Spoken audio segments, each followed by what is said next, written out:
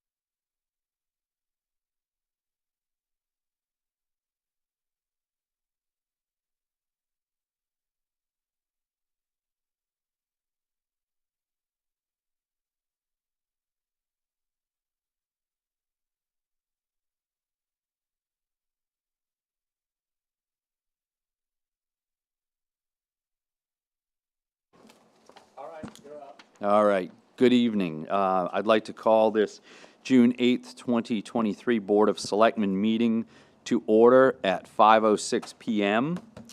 The first order of business tonight will be executive session per MRSA Section 1, subsection 405-6E, to consult with the town attorney concerning pending or contemplated litigation. So if we would retire to the leather lounge. Oh, I need a motion, sorry. So moved. Second. Second. All those in favor? Aye. All right. And here's our attorney, Amy.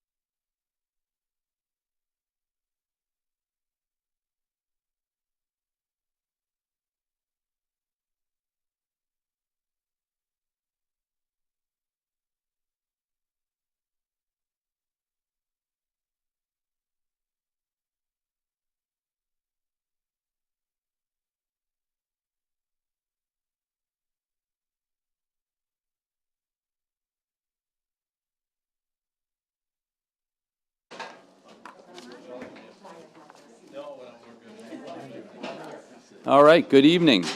The board is now out of executive session. No action was taken during our meeting. I would like to move on with item number 4. This is the public forum. This is an opportunity for anyone wishing to address the board this evening with any item that is not currently on the agenda. This would be your opportunity. Do I see anyone in the audience? Anything Yes, Heidi, anything that is not on tonight's agenda. If it's on the agenda, we can discuss it at that point. So if that fits your bill, then wait till we discuss it. Meeting. Otherwise, you're, It kind of does. It's regarding the renting with the licensing and all of that we have enacted in the town. why don't you approach the podium so folks at home can hear you?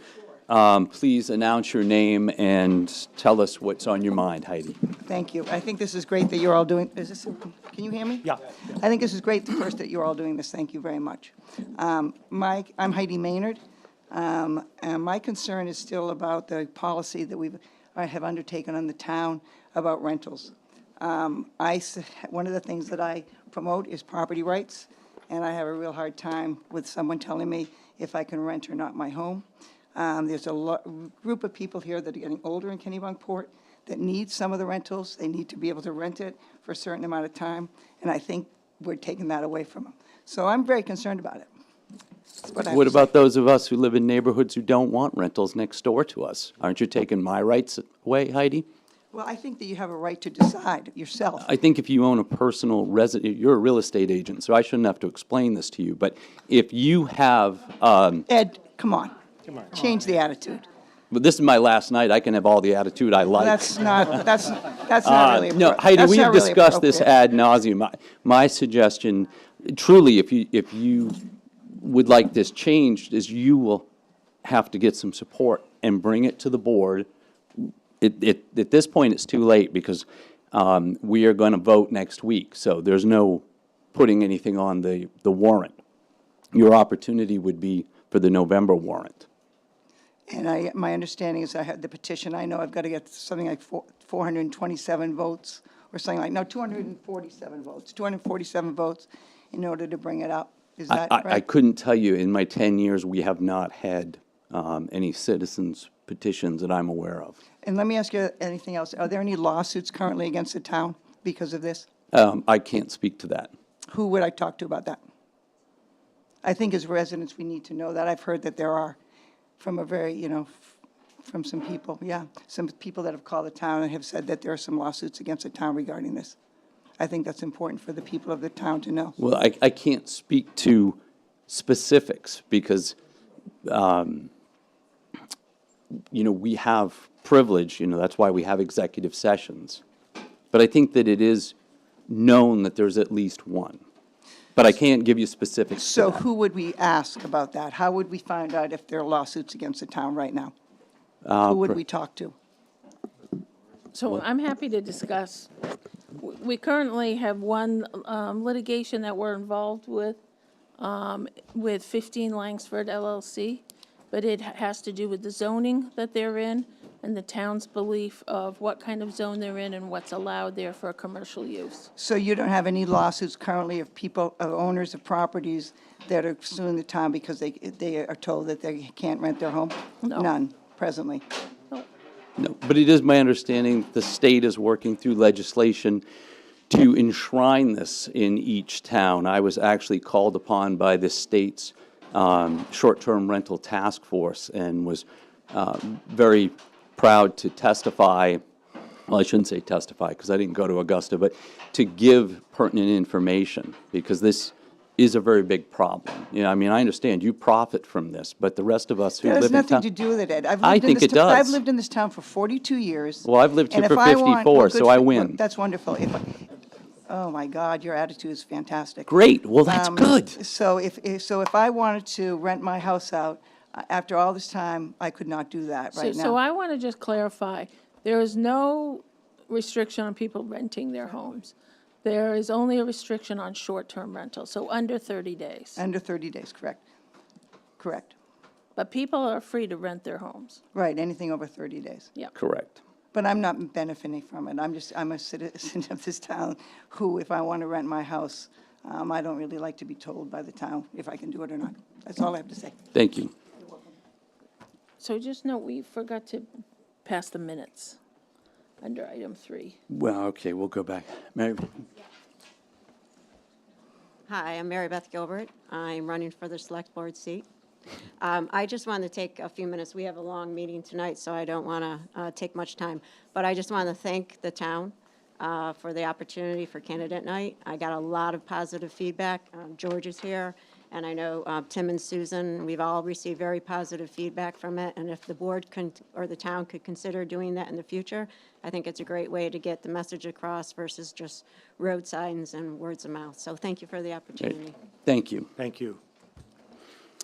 Okay, we need to, I don't think it's, oh, yes, item number 3, we skipped that. We have a hand raised on Zoom. Okay, go ahead. They're identified as MS. MS. Hello?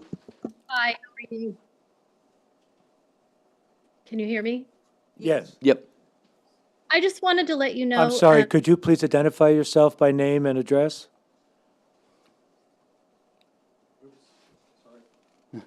Well, make sure it's a resident. Yeah. Yeah. Did we lose her? Hello? Hello? Yep, sorry about that, the technical difficulties. Could you please identify yourself by your name and your address?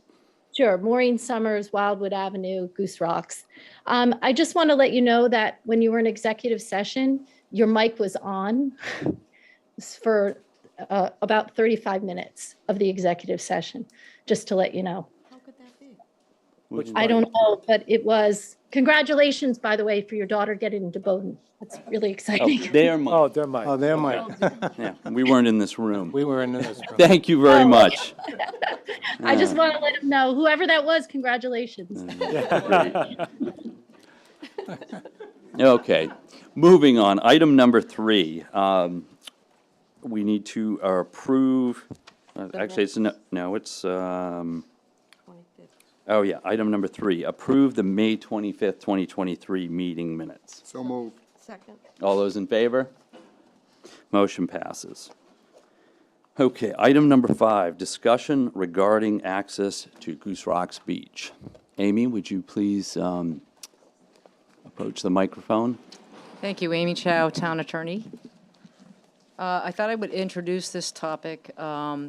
This concerns access to Goose Rocks Beach in a very specific area, and this came up as a result of 2 adjacent property owners filing a building permit application to, as I understand it, rebuild a staircase down to the water that allows access to the beach. So this is in the area of Jeffries Way, Sandpoint Road. I don't have a map in front of me, but the properties at issue are Tiger 11 LLC, which is a beachfront property owner, and then I believe the pool property, which is also a beachfront owner. The pool property has been subject to the beach use agreement. They were signatories to the beach use agreement when originally that was offered to a number of property owners back in 2012. And one of the reasons that we're here tonight and that this has become an issue is that the Tiger 11 property, as you may recall, the board in December of this past year authorized the signing of a confirmatory supplemental beach use agreement that benefited the Tiger 11 property. The reason that is potentially germane is that you may remember, without going into the history of the whole Goose Rocks Beach case, you may remember that this case started in 2009. In 2012, about 65 beachfront property owners signed the beach use agreement, so a good portion of the beach is now governed by the beach use agreement with public access rights to the beach. Fast forward to 2019, when after several years of litigation, the town won title to the beach, to the areas of the beach that had not been encumbered by the beach use agreement.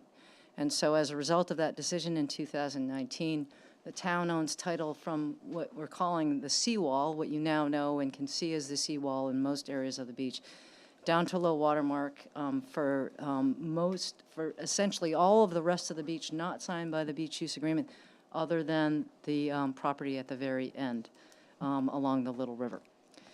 So why is that germane to this? The reason we're here today, and I believe that there are parties, both attorneys for the beachfront owners, the pools, and Tiger 11 are here, as well as an attorney who represents, I'll call it a backlot owner. There is a private right-of-way that goes down to the beach, serving some folks who live on Sandpoint Road, don't actually front the beach, but use that right-of-way to get to the beach. So they, and because of the topography in this area, the staircase is necessary for them to access the beach. I've spoken to all of the attorneys, and we're hopeful that we're going to hear a report from each of them that they are in agreement with mutually provided access to the beach, that will continue. I think these parties just need to reach a private agreement before the permitting can take place, but I thought you should hear from them directly. Any questions from the board before we do that? Just one, so everybody knows that this beach use agreement and the now stairway going onto the beach is dysfunctional. Is that correct? That's my understanding, is that there was a major storm the latter part of last year, and the staircase needs to be rebuilt. I don't believe there's a staircase down. It's gone completely. And because of there's a path that goes down to this seawall area. There are probably people here who can describe this much better than I, that make it unsafe to access the beach, to walk down there unless you're really good at scrambling down rocks. Thank you. Thank you. So should we hear from the attorneys? Please. Okay. Gonna fight it out? Adam, why don't you representing the pools? Sure, happy to go first.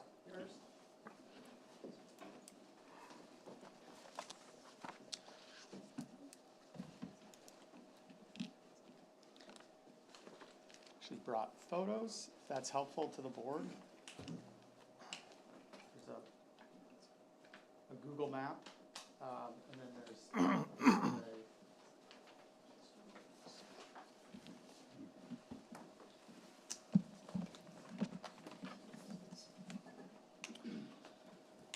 well, while Amy's passing those out, I just wanted to say good evening. My name's Adam Chubb. I'm counsel for Christopher Poole, who's the trustee of the Sandpoint Realty Trust, which owns the Sandpoint lot. I may refer to the Pooles, who are sitting here with me tonight, as the owners of the property. Chris is here with his wife Cheryl. And so just to help orient the board, what's being passed out is a Google map and also a survey that was done of the area by Robert Yerumian. The Sandpoint property, which my client owns, is 7R Sandpoint Road. The Tiger 11 property, which is the abutting property, is 12 Pegs Way.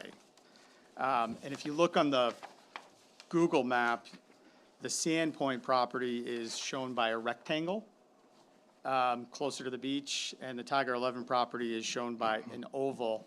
It's a little bit upland and to the west. The stairs, as they were most recently placed before the storm had washed them away this past fall, is shown by the arrow. So that's where they most recently were located, if you guys can see that on the Google map. So if you place the Google map next to the survey, you'll hopefully have some appreciation for where the properties are and how they look on the face of the earth. Also on the survey, you can see that there's a Manley property, a DeLome property, and counsel for Mr. DeLome is behind me tonight, and the O'Connor property.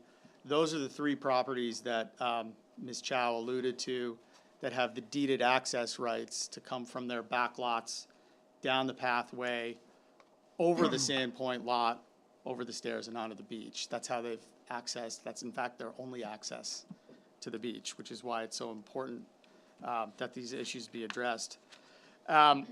So just to provide a little background and history, my clients are here tonight, and their primary interest is in preserving the status quo and ensuring access to and from the beach, as has always been done historically.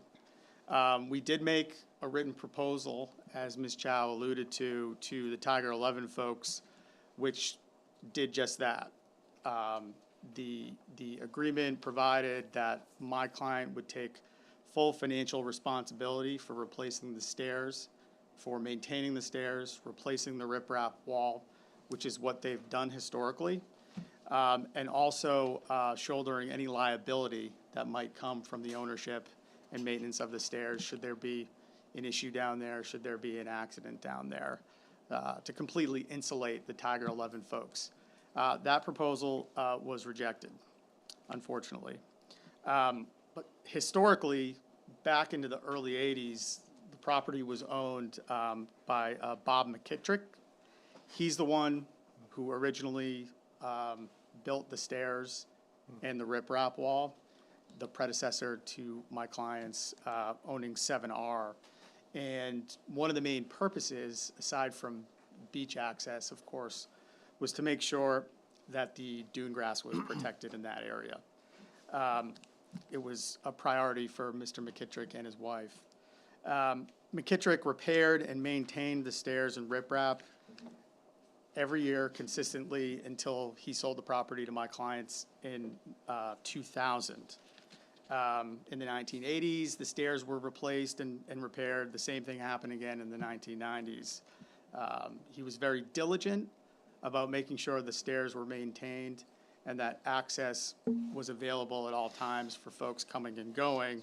And when my clients took over the property, they continued that tradition. It's been very important to them, especially with respect to the backlot owners, that everybody has access and safe access to the beach. Over the years, the pools have maintained the stairs.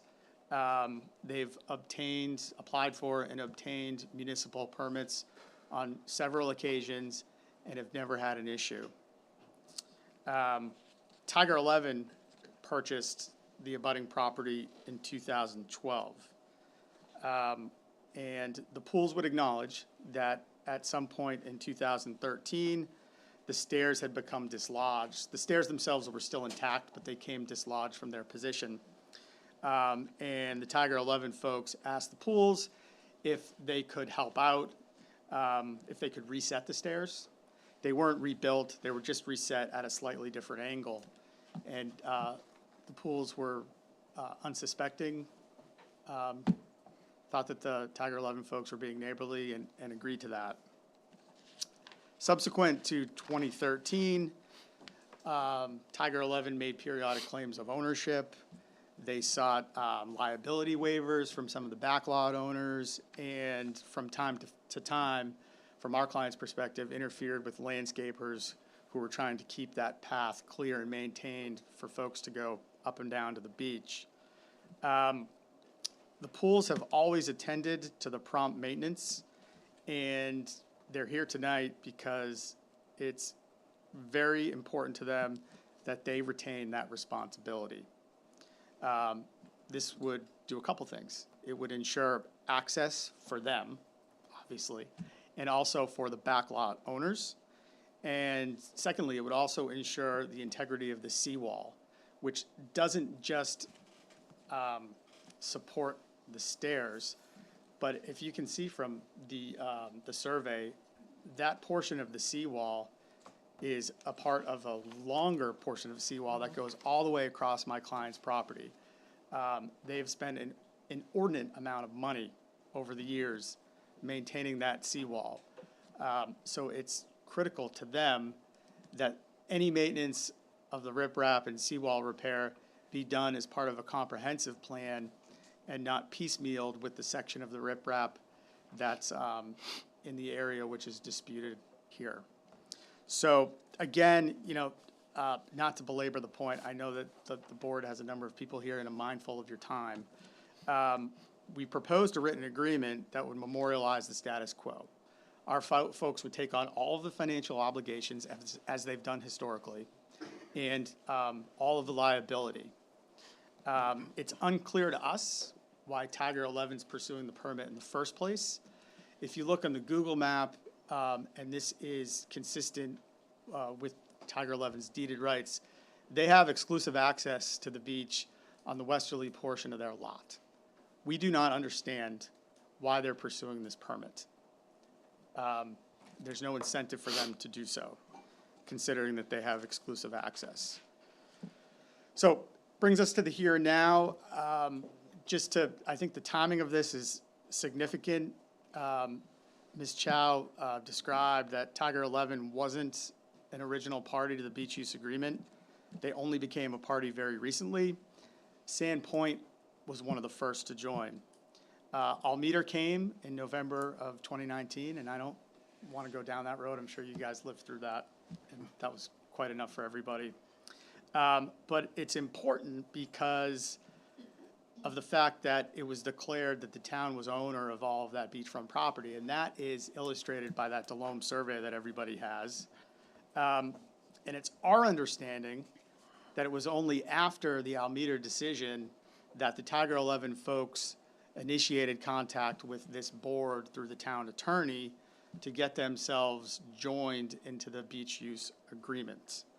And that led up to the execution of it, I think, which was December of 2022. But over the course of the discussions with the town, it's our understanding Tiger 11 never notified the town, and this board wasn't made aware that this issue involved deeded access for these backlot owners, and that there were stairs involved, and that there was a deeded easement involved going to the beach from the back lot. It was also never disclosed, to my understanding, that there was this Delome survey showing how much land the town actually owned. I think you can see there's that natural jog in the coastline there. That is a huge amount of property. And I'm not sure that Tiger 11 ever brought that to your attention. And that Delome survey was of record in the Registry of Deeds in February of 2021. So quite a substantial period of time before the signing of the supplemental in December 2022. So from my client's perspective, the board is entitled to an explanation because at the same time Tiger 11 was getting approval in December 2022, Sandpoint had already had a building permit application on record with the codes office to do what they've always done, which was replace the stairs and maintain the riprap. That was pending in the codes office. And there was uncharacteristically a lag in a response to the pending permit. And so my client called up the codes office just to see what was going on. And the response was, well, this is on hold because Tiger 11 is now claiming that they have ownership to that land down there. And so they've asserted rights, and so we can't issue the permit right now. So this is a sort of a long way of saying, you know, in our view, it was certainly incumbent on Tiger 11 to make the town aware of all of these issues and to have a full airing of them before they could be joined into the BUA. But they never made the town aware of them, and they never made the town aware of the Delome survey. And we think the board ought to be asking those questions. So there's certainly legal rights here, and I'm not needing to get into those tonight. With respect to Almeter, the deeded rights of the backlot owners, I would just say a couple more points before I wrap this up. The timeline is compelling.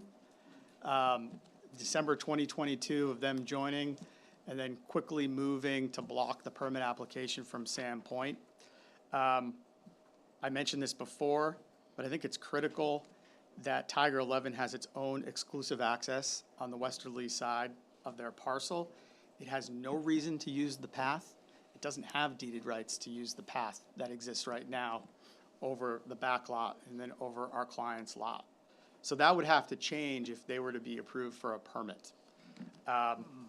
And unlike the pools, they don't have any incentive to diligently maintain the stairs and the riprap.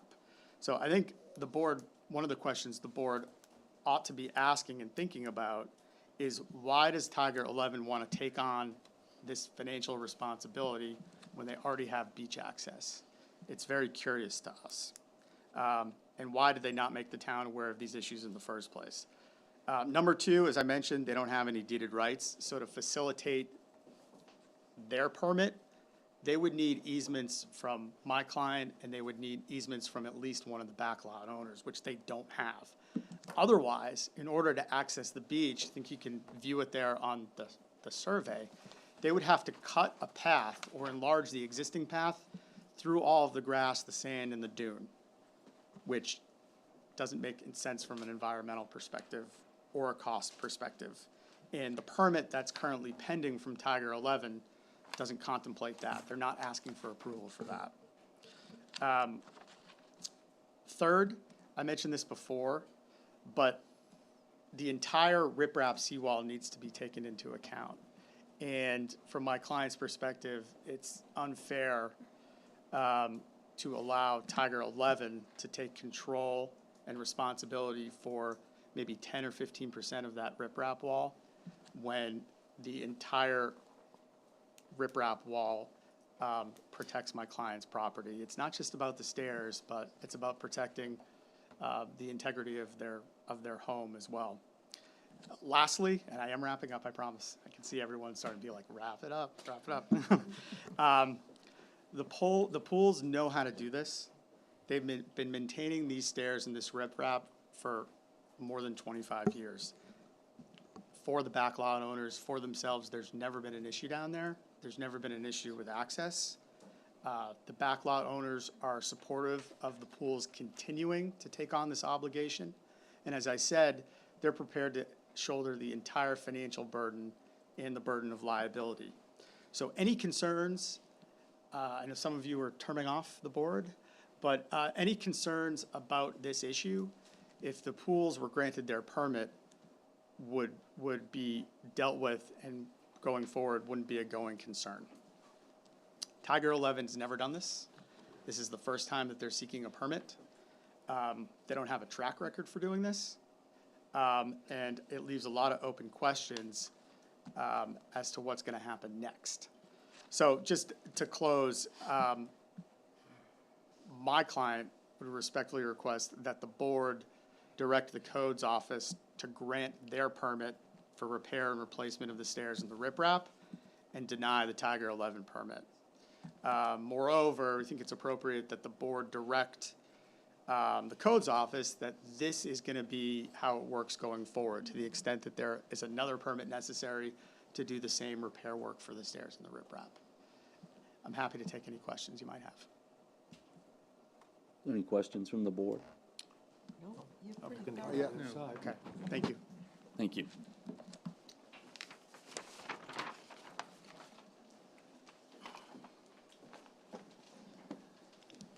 Good evening, board members. My name is Tom Danlick. I'm with Woodman and Edmonds, and I'm here representing Tiger 11 and specifically Jerry and Melissa Rizzieri. I don't know if they are appearing via Zoom. They said they were going to try to do so as they're out of state. Do you see anybody? See Gerald on Zoom. Okay.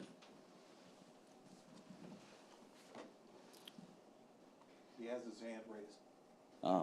Put him up, please.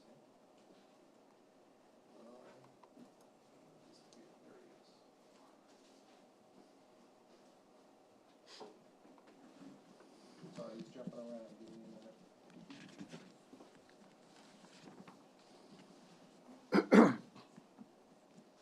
minute. I'm on if you can hear me. Good evening.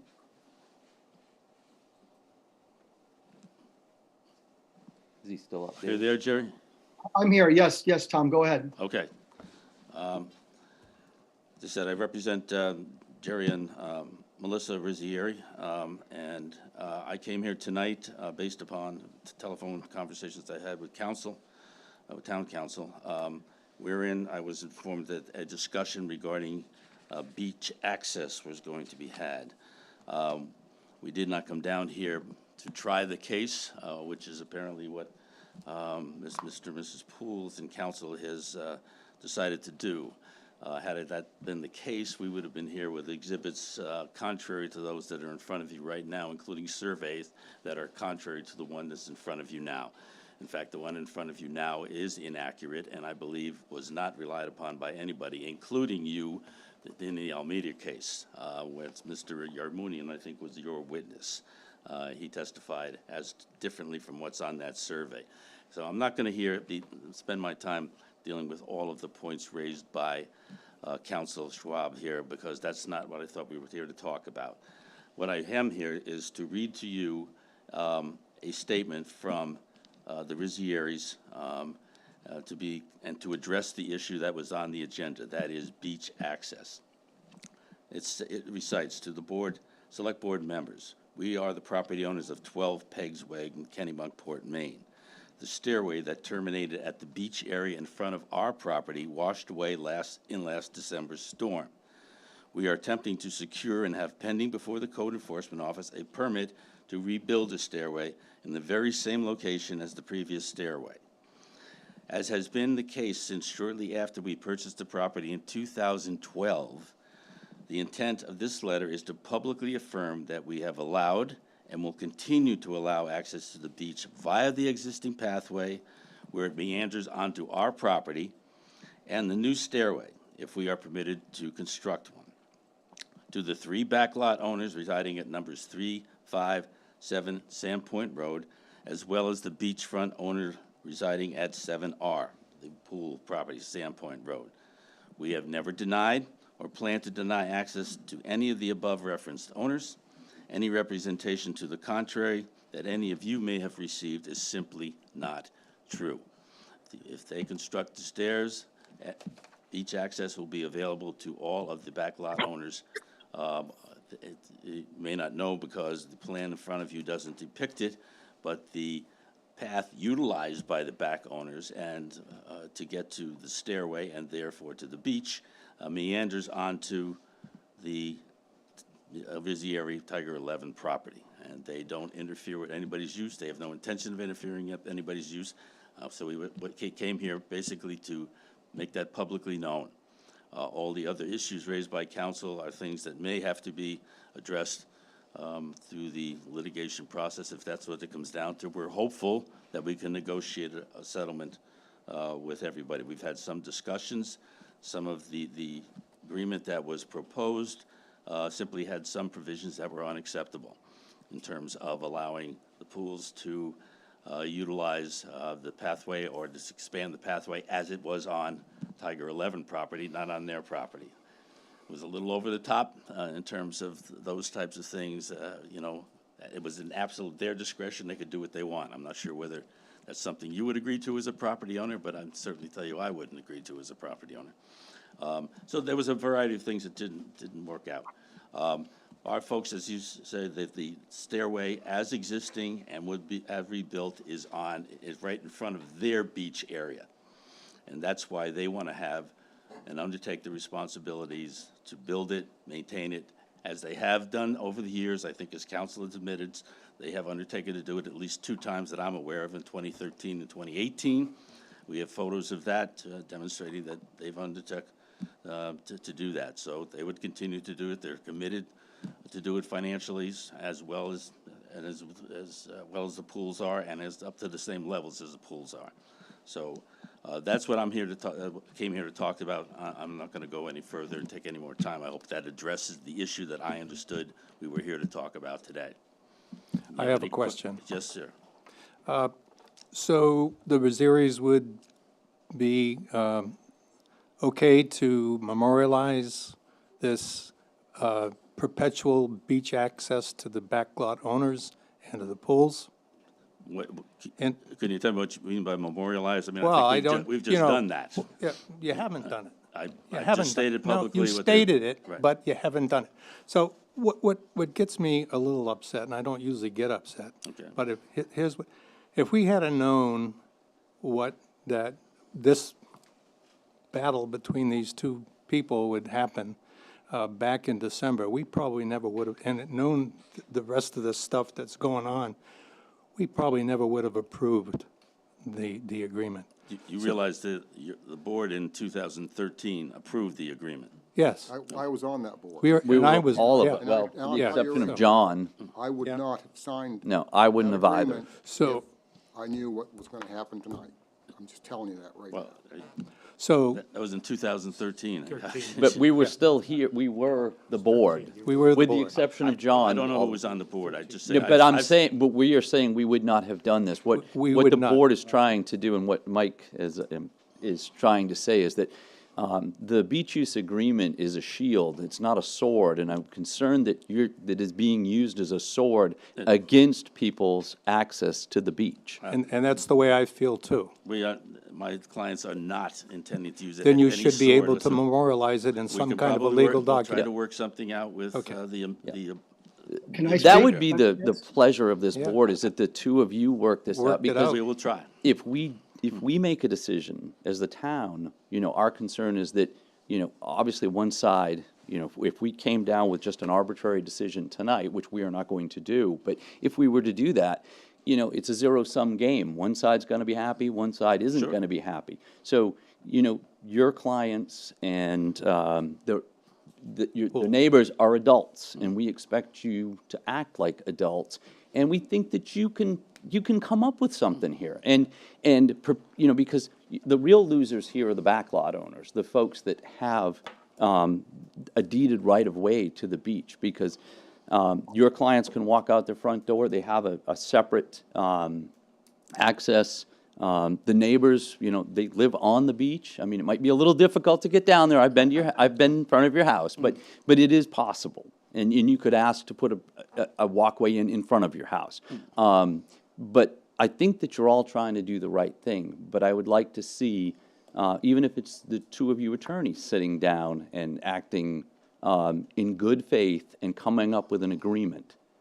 That's what this board, again, as I've reiterated earlier, this is my last evening on this board, and I wasn't termed out, but 10 years is enough.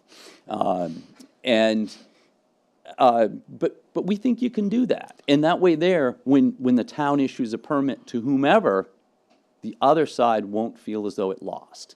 And we won't end up in court, because that costs every taxpayer in this room money, not just your client and the neighbors.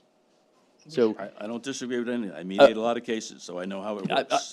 obviously, yeah. you're an intelligent man, I can tell that. So if you could do that, that would make the remainder of these selectmen very happy. It would also be important that you include the seawall, access to the seawall and maintenance of the seawall in that memorialized agreement. The pools need to have the ability to maintain that seawall as they would if it were their own property.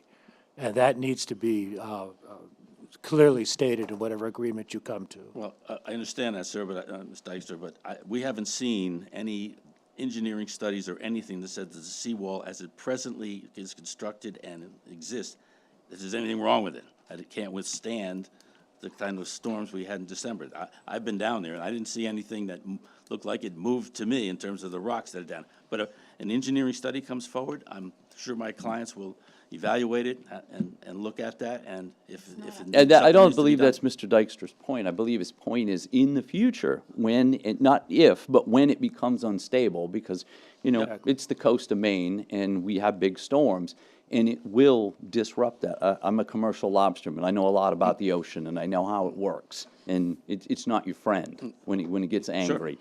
So what Mr. Dykstra is saying is that if, in the future, when it becomes unstable, that the neighbors should have the right to protect their property. And I don't think, I've spoken to the Rosarios. I spoke to Melissa a lot during this, and she was very, very nice to deal with. I know her dad, and we had wonderful conversations. And I don't think that she's the kind of person that would deny the backlot owners their ability to get to the ocean, or want to see their neighbor's front yard fall into the ocean. Nope, as I said, if there's evidence that we got a problem, I believe, I don't know the Rizzieris that well. I've only started representing them, as you guys may know a little bit. Ralph Austin in my office was primarily representing them until his retirement recently. But, I mean, I believe you're right in your analysis in terms of these folks. I think they're very reasonable folks, and somebody comes, if the pools come forward and say, hey, we got an engineer saying we got to do X, Y, and Z, I'm sure that they. What? Why Pardon? would they have to go through an entire engineering study, which is very expensive? If you go down and see that the seawall is moved or that rocks have been fallen, you don't need an engineering. Well, if degree for if it's that. evident, that something is moved. I then think- I've been down there, I didn't see anything. I think we're missing the, I think you're missing the point here, with all due respect. It isn't, again, it's not a matter of, does it need it today? Maybe it does, maybe it doesn't. I don't know, I'm not an engineer. However, in any agreement that, that the pools and the Rizzieris come to, I would like to see the pool's ability to maintain and restore the seawall enshrined in that, as well as the ability of the backlot owners to maintain their right, their deeded right to the beach. That's all. Yeah, and despite the cool weather, summer's coming. This needs to get done. True enough. So I'm hoping that, as a matter of fact, I'm asking clearly that you be back here in 2 weeks with that agreement.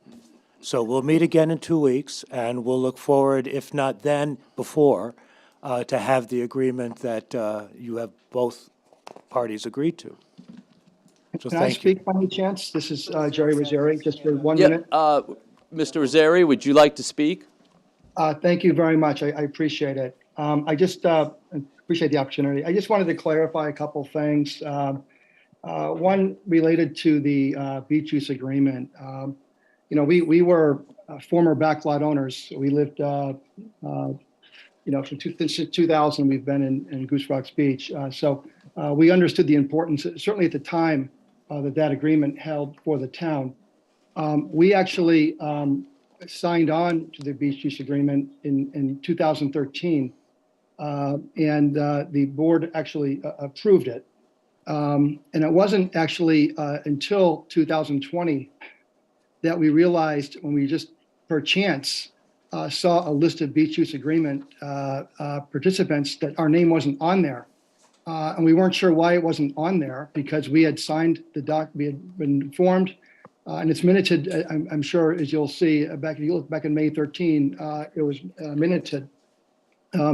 So we saw that we weren't on there. So in 2020, we actually submitted to the town that we please include our name, because we signed this documentation. And we're not really sure why it took so long, but the fact that it was approved only in December of this past year is merely coincidental. It had nothing to do with anything. We didn't obviously have a crystal ball, and in 2013 couldn't have foreseen what would happen in 2023. So I just wanted to clarify that, because I think that maybe the other council maybe misrepresented that to a degree. And obviously we're friends with the other backlot owners. We've never denied. But to be clear, their deeded right actually is over the pool's property. The stairs actually sits on our property. We're very happy to keep the stairs there. But this really is the issue. And by the way, one last thing is, we actually did, I think council also represented that we did not have any experience in getting a permit. We actually did receive a permit 2 years ago to build the stairs. And of course, we were applying for renewal because, things happened between when we received approval in 2020, I believe it was, or 2021 versus now. So anyway, that's all I have to say. I think that, access to the beach, we're 100% supportive of providing it to the backlot owners, as we have since 2012. Okay. We'll do the best we can, folks. Okay. Yes, please approach the microphone and state your name for the record. Hi, Cheryl Poole from 7R Sandpoint. Just a point of fact, and I won't take much of your time. The riprap wall right now is not safe. I don't need an engineering degree to assess that. I watch kids climb on that wall all summer. I tell them to climb down. The parents aren't always parenting effectively. Right now, it is very unsafe. It really does need to be picked up before the season gets going, and so that's of extremely high importance to us. There are a number of, misstatements of fact going on here. I very much appreciate the wisdom of the board on this. We are very much open to a collegial, neighborly solution. In fact, we've been working toward that for 10 years. It's a very minor issue that has occurred. It was actually the Rizzieris, when they repaired it, who moved the stairs off of our property and onto theirs, and then started claiming they owned it. The path is largely on our property. It meanders in a very minor way. These are incredibly minor minutia issues that should be very easy to negotiate. And while we get a lot of great lip service about not restricting access, we have 10 years of nothing but challenges and difficulties and harassment over the details and the minutia and the permits and the repairs. And the past 5 months are no different. Since the stairs washed away in December, our backlot owners have not been able to access the beach that way, and we have one in residence full time. So time is of the essence. I appreciate your suggestions about a 2-week reconvening to see if we can make headway there that we haven't been able to make in 10 years. Hope springs eternal. We'll certainly be, doing our best to negotiate this, but we have a legal obligation to our backlot owners to provide that access, and right now we're not able to do that, and that's of paramount importance. And we also have, we feel, a responsibility to protect the dune with that, 140 feet of riprap in the front and, 50 on the side, or whatever the numbers actually are. And so we'd very much like to be able to continue to do that, as we have for 20 years, and as 7R did for 20 years before that. So thank you very much for your time. I appreciate it. Thank you. I think just one more point to be clear, that if by chance you weren't able to come to an agreement, it would be unfortunate, but we would have to enter into what our legal options are as a town to ensure that the back lot folks have access to the beach. And the use of the beach use agreement in a way that is preventing access to the beach is not very palatable to anybody on this board. So come to agreement, folks. Hello, Sean Turley on behalf of Bob Delholm, 3 Sandpoint, representing one of the folks in the middle of this whole thing. I really appreciate the board's attempt to put some pressure on this. I think, and I agree that there might be some level of optimism that this might be the mechanism by which there is an agreement here and an end to this dispute. At this point, there's not safe access to the beach. My client is concerned that this is going to drag on. As you said, summer is here, and this has been an impasse for quite a while. And the pools have done a fantastic job as stewards to provide access. They have maintained it well. There's never been an issue, and that, I think, weighs on us in terms of wanting to see that type and that the kind of in the reliability and maintenance of that area so that there's regular access be maintained. And I do share the pool's concerns. My client shares the pool's concerns that, the Tiger 11 has not upkept those stairs. It's not their primary access, and so what does that mean in terms of that being a priority for them? And I appreciate the board is in the uncomfortable position of, again, just not having everything before it when it was back in December making their decision, and I'm at least appreciative of this opportunity to kind of speak to this today. So thank you. Thank you. All right, if there are no further comments, we will move on to item number 6. Mr. Rizzeri keeps putting his hand up and down. I don't know if he wishes to speak. All right, Mr. Rizzeri, are you there? I haven't found him in the list yet. He keeps moving. Well, do you see him now, David? Yeah. Is his hand up? No, he keeps putting it up and down on that All right, well, we're gonna move on. If he really wants to talk to us, he'll send us a letter. Item number 6, approve hotel minibar applications for Cape Arundel Inn LLC located at 203 Ocean Avenue. Do I have a motion? So moved. Second. All in favor? Okay, motion passes.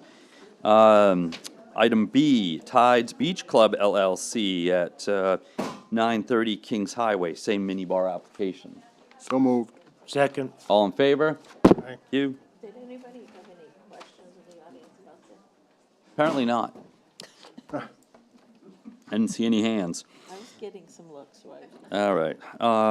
Well, this is a continuation for both places. They've had these before. Right, right. Okay. Item number 7, discussion of the following ordinance questions on the June 13th municipal ballot. Okay. Administrative code revisions regarding Cape Porpoise Pier Committee members. Lori, are you speaking to that, or Yeah, would I you like think- me to? I think Tracy's here. Tracy, come on down. You're the next contestant on the Board of Selectmen Wheel of Fortune here. Great. Hi, good evening. Good evening. So this is the revision that will change the membership from 75% of registered Kennebunkport voters to 75% of commercial fishermen. Yes. It was brought forward by the peer committee. Yes. We're running out of residents at the pier, so this is a necessary change. Thank you. Are there any questions in the audience? Vicky, please approach the microphone. State your name for those at home. Vicky Benenti, Kennebunkport resident. I just have a general theoretical question about this. Are any of the other committees requiring occupational requirements to be on a committee? I believe some do and some do not, because like, for instance, the Kennebunk River Committee, we share that with the folks across the Right. river. But this was brought up, at least speaking to this one, if that's what you'd like to know. It was brought up by one of the members of the Cape Porpoise Pier Committee, who is not a resident of Kennebunkport, but I thought, because I am the selectman representative to Cape Porpoise Pier. Right. As I said, we're running out of residents, that are commercial fishermen. Right, so my question is, and I want to understand this, Yes. which is why I'm asking this. Absolutely. Would this be like saying, okay, everyone on the planning board, 75% have to be real estate brokers? I mean, I just am wondering if we're going down a rabbit hole here with requiring members of committees to have a certain occupation. Oh, no, it's not an occupation, it's a residency requirement. Right, but I thought that 75% had to be commercial fishermen in Kennebunkport and the rest can be out of residence, is that correct? If it was passed, that is correct. The Right. majority are commercial fishermen.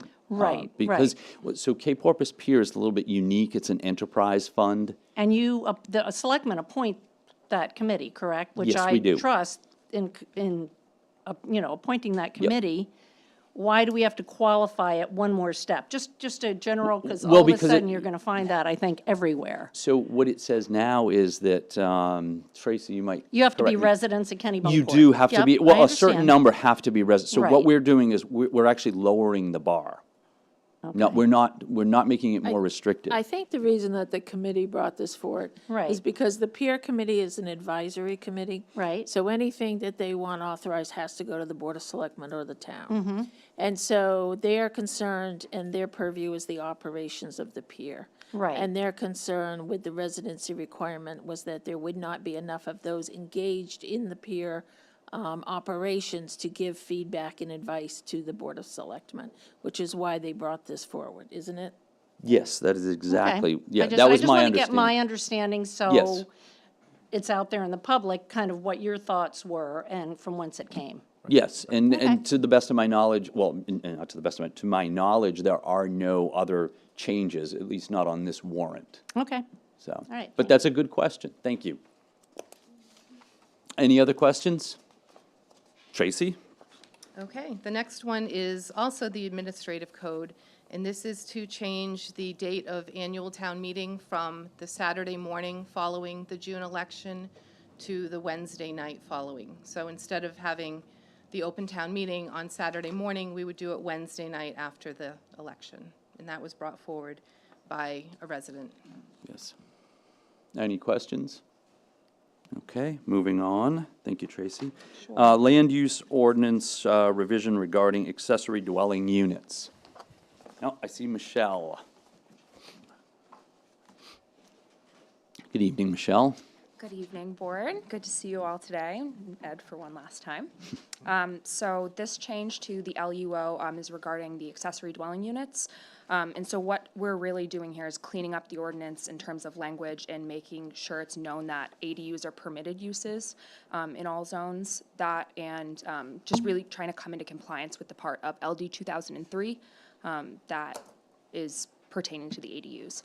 So that And for people at home who don't know the term ADU and LD 2003. Sorry, thank you, Lori. So ADU is accessory dwelling unit, so it's used somewhat interchangeably with like an accessory apartment. And LD 2003 is the new piece of legislation regarding affordable housing. Thank you. Yeah, sure. Any questions from the audience? Vicky, please come on down. Vicky, why don't you sit right in the front there? Again, I want to qualify this, and I did speak with Werner, trying to really understand this. And I agree with theory behind it, but I just want to give an example. Let's say I have a detached accessory apartment on my property, 800 feet or below. With this new ordinance, not a short-term rental, the person renting that has to have a 6-month minimum, and it has to be their primary residence. Is that correct? Is that a state requirement, Michelle? No, I don't think it is. No. No, it's It's not. a local This is what we are voting on. Okay, So my question is, I'm just going to give an example. absolutely. A college student comes to work May, June, and July at a fish market, at a hotel, at a restaurant, and I cannot rent them my accessory apartment for 3 months because there's a 6-month minimum. And they're not calling it a primary residence. Is that correct? I mean, I'm just trying to say, this is what we're voting on. So the only other piece I have to add to that is, so that isn't actually new language in the ordinance. That is already Right. pre-existing. So that isn't actually being voted on. It's just the amendments to the ordinance itself.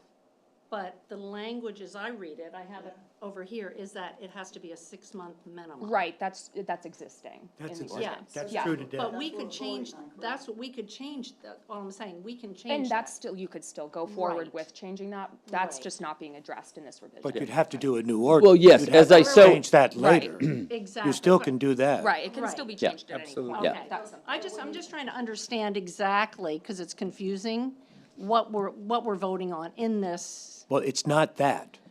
Well, exactly, because it is, well, yes, but because it's part of it by not voting on it. I understand what you're saying. I just want to make sure, so, No, if you vote on it or you don't vote on it, that's still going to be true, what you just said. Exactly, Okay, just so people exactly. understand that. Yes, exactly. That's what I not wanna- So thank you for that. Okay, Thank you for clarifying Vicky, that. I'm happy to clarify as well. Yeah. Just the major pieces that are going to be changing in this are the fact that we can no longer require additional parking for accessory dwelling units as per the new legislation that's coming down from the state.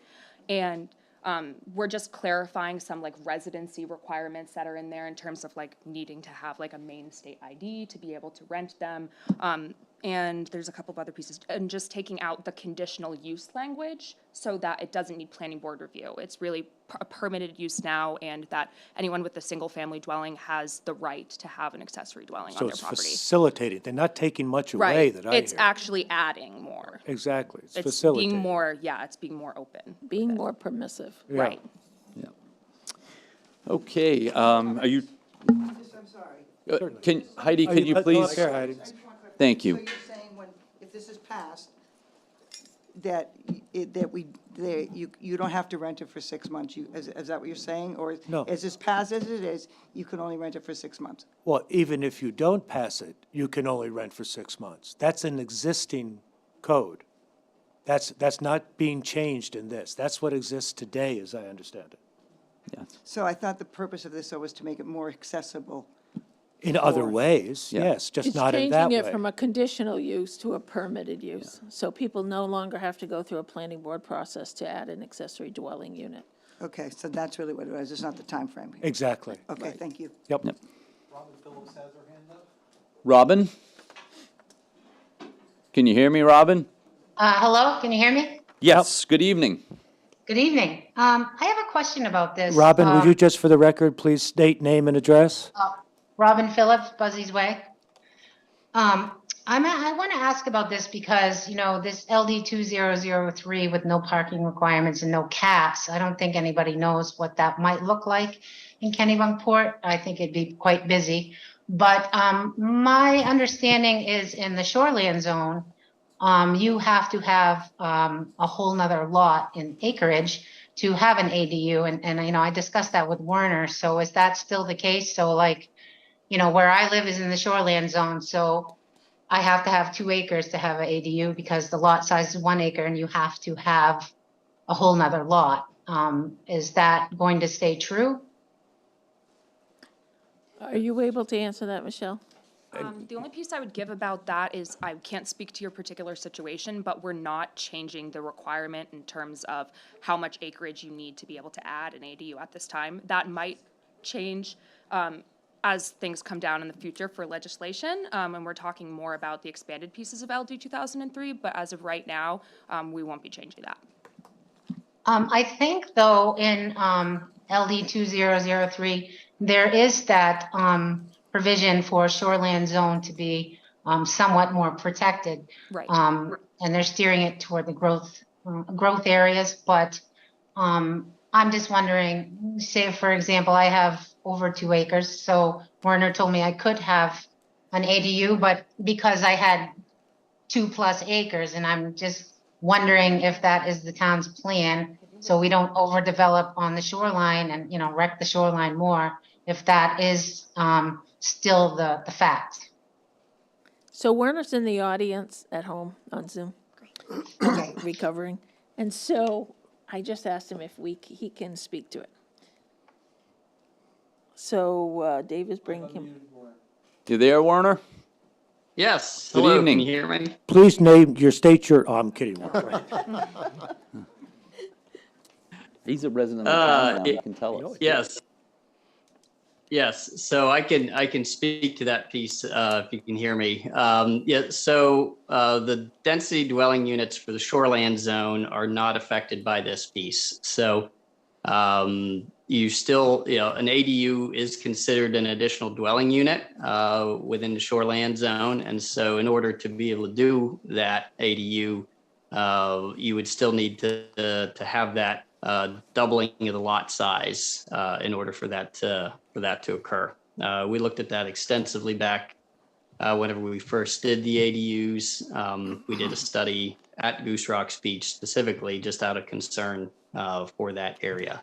And so those shoreland zone rules still apply, even through this ordinance amendment, as well as it is recognized in the legislative language as well. Does that answer your question, Robin? It does. That is the answer. I'd spoken to Warner with about, several months ago, but because this is still not settled, the LD 2003 quite yet, I just want to make sure that was still the case. Thank you. Yeah, thank you for checking. Thank you, Robin. Okay. Thank you. If there are no more questions, we'll move on to land use ordinance revision regarding private road construction. Are you, Michelle, you going to talk about that? It's the Michelle and Jay show. Yes. Come on up, Jay. Great, yay, I have a buddy now. Yeah. So I guess I'll start off. The major reason that we're bringing this forward is because it's somewhat become de facto in the planning board to reach out to the fire chief and get opinions about private road construction. And so basically what is being changed in this part of the LUO is adding the turnaround detail in terms of the new apparatus, the fire truck that we're under contract for. Is there anything you want to add? That's perfect. Yep. Great. Robin has raised her hand again. Hey, Robin. Can you put her up, please? No, I'm sorry. I thought I had lowered my hand. Sorry. It's not I'm the sorry. first time that's Always a happened pleasure. tonight, Robin. Thank you. Good. Thank you. Okay, carry on. Thank you. Any questions? or- Any questions? No, hearing none? Okay. Oh, absolutely, please, Ben. Just to make sure I understand that. So Yeah. if, Ben Midgley, please. Oh, Ben Midgley. Yes, thank you. Kennebunkport, sorry. If you redo a private road, does then that come into effect, like you'd have to alter the road if it doesn't have a turnaround access That's like a that? good question, and I can't give you the answer. Warner, are you still in the audience? And what does redo mean? I Like mean, if what? you repaved it or Just something, it's repave all Probably it. not, Probably Ben, but not if to Warner's resurface. here, we'll get the answer. I doubt it, because that's, that's just maintenance on an Yeah, just existing check. road. If you dug it up and moved it, I Yeah. think that would be a Yeah, problem. if you guys ran the road down through the field, yeah, that Let's would. ask Werner Yeah, before we okay, well, start. it's more fun to guess. Yeah. I just like people to get one answer. Yeah. Werner, you up there? Yeah, I'm here. Yeah. Yeah, no, that's a great question. So, maintenance, this wouldn't be triggered by maintenance of a private road. Really where this comes into play, if there's any, expansion or if you're adding a significant number of additional dwelling units to it. So we've seen this now in a couple of cases where private roads have been extended, for additional dwelling units. And that's when the board looks for input from Jay, in regards to fire access, and that's really when this would be triggered, as well as for just the construction of a brand new private road that provides access for more than 2 dwelling units. You good, Ben? Okay, thank you, Warner. All right, Yep. unless there are any other questions, anybody in the ether? Thank you. Okay, so we need also to discuss authorization easement deed for St. Anne's Episcopal Church. Are you going to talk to that, Lori, or?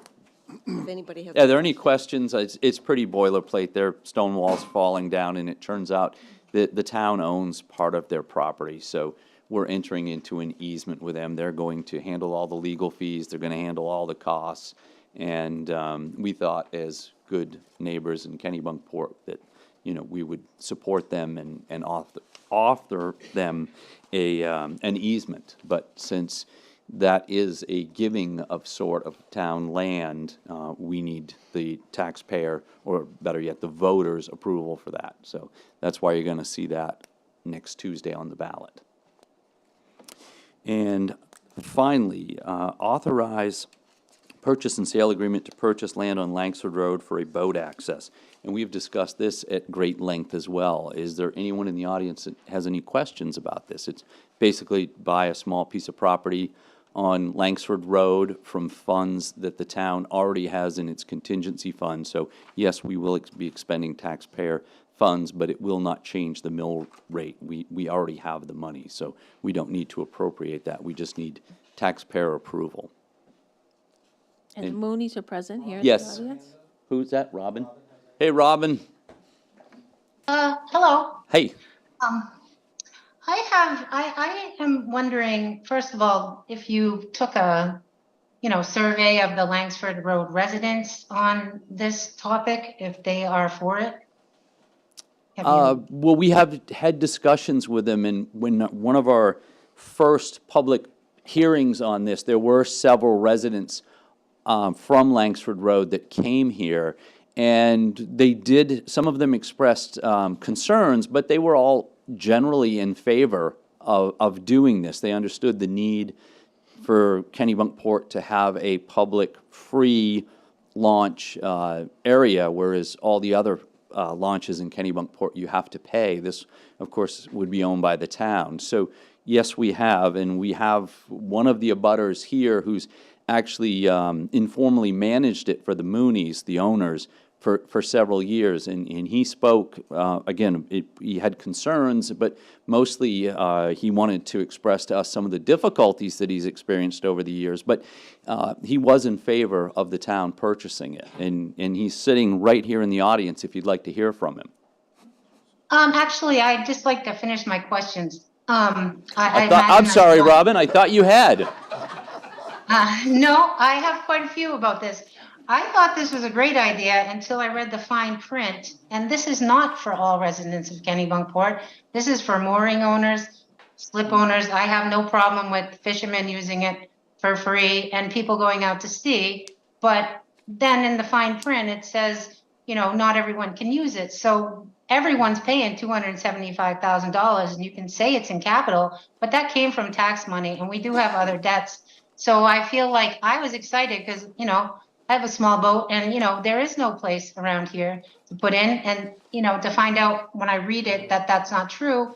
And when you read the ballot question, it does not say that. It says, shall the town expend $275,000 from the capital reserve account to purchase a .1 acre parcel of land situated on Langsford Road at map 29, block 1, lot 3, to provide boat access to Cape Porpoise Harbor for town residents and Cape Porpoise mooring owners. Now, I find that quite misleading because town residents, I am a town resident.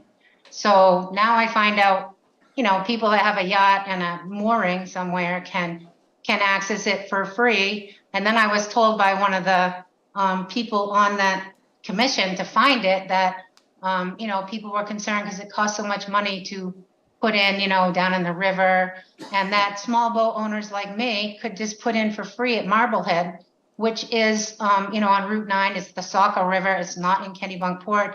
And I don't know how many people in that audience have gone out to the mouth of the Saco to try to get to Cape Porpoise. But in a small boat, that's just, you know, could be quite deadly. So I'm really disappointed that you didn't take longer to find something or a solution that everybody could use it. I mean, if you can't park there, what does it matter? If everybody's getting to their moorings, aren't they out there at a certain point and they're not coming in and out every day?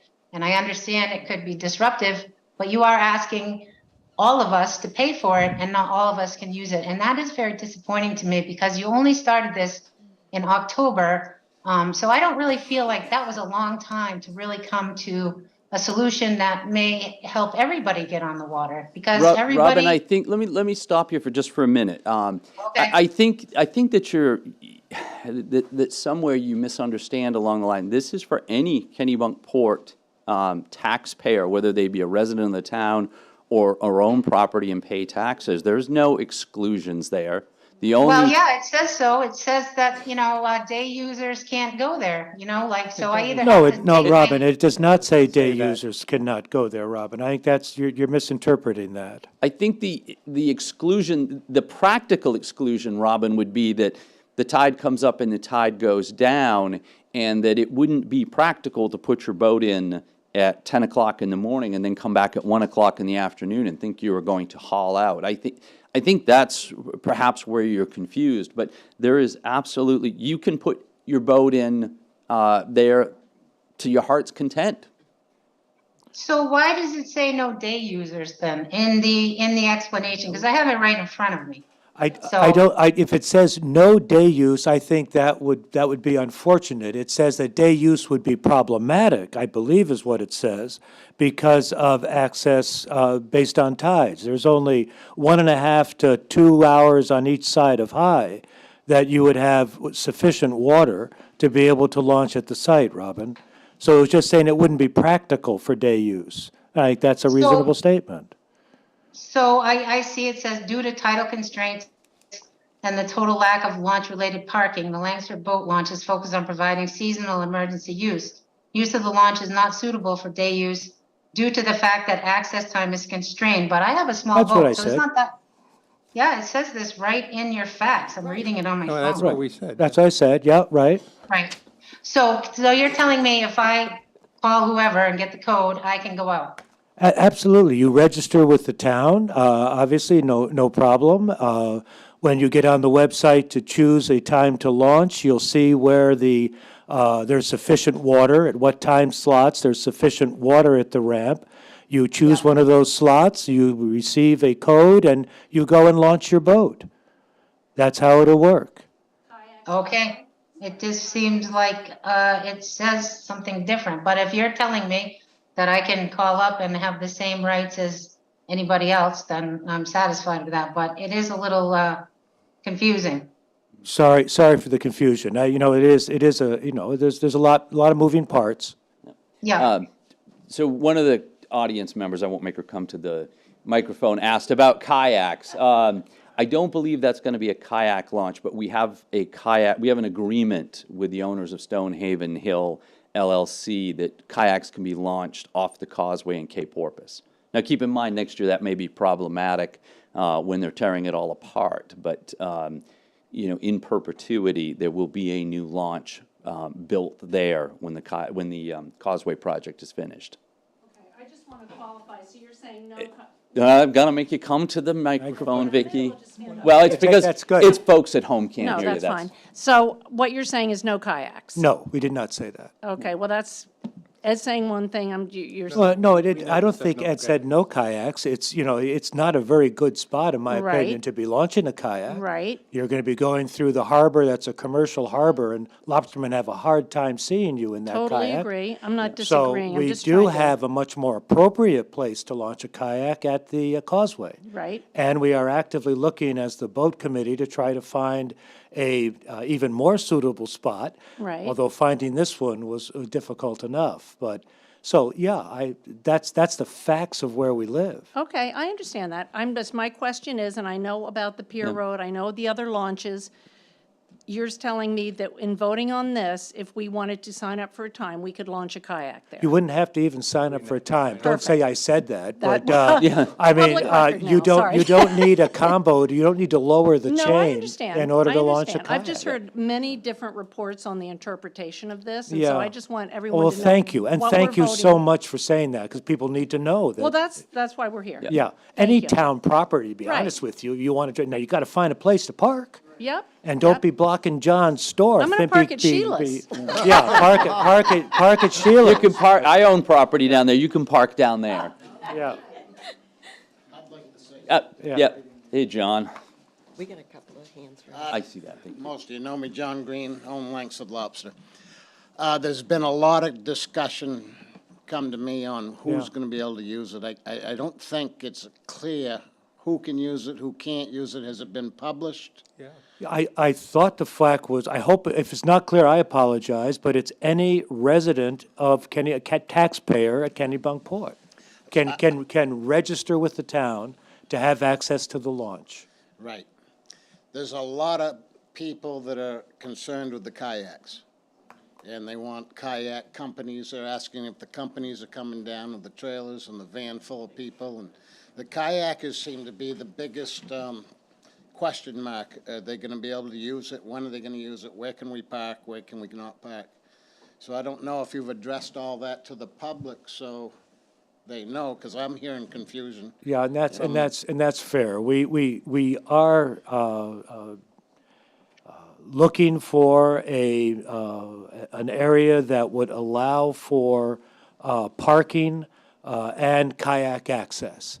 And that's the issue, is having both of those. The pier isn't optimal for that. Right. The question for them is this site, what is going to be allowed on this site with kayaks and parking, not the other sites you're looking for? The parking is clear. There is no parking. Right, correct. So that's made very clear. If people want to pull their kayaks down, if people want to drop a kayak off and find another appropriate place to park, they're certainly able to do that. Okay, what about the companies? We will be discouraging commercial access. That was made there. Discouraging, but that doesn't mean I think no or it's yes. gonna be about the parking.